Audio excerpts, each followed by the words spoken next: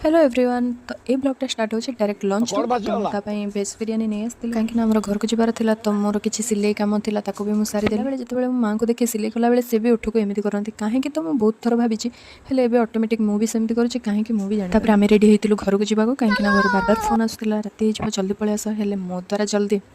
impossible but से जहाँ भी हो जहाँ जमी बाहर के पलि आसिलु हेल्ले संध्या होगा सियाड़े फोन करके पूरा व्यस्त करके कहते कि एत लेट है आमर पूरा राति ही होगला रास्ता जेहेतु भाई आम विदेश आसते तो पेट्रोल पकड़ा दायित्व आमको मुक्ति मिली देन आम घर लोक किसी फ्रुट्स और खाଇବା जिन किणी देलु से अंकल आम गोटे टेस्ट करने देते घर को जा रास्तार यहाँ कौ जगह आपने तो सब जानते जब जानते कमेंट जन घर पहुँचला बेलू जेहेतु अंधार हो जाता तो माताश्री पूरा अधा रास्ता को पलि आसते आमको नवा और भ्राताश्री घर पहुँचला प्रकृत परिवार सहित देखा करते ये तो परिवार आम किए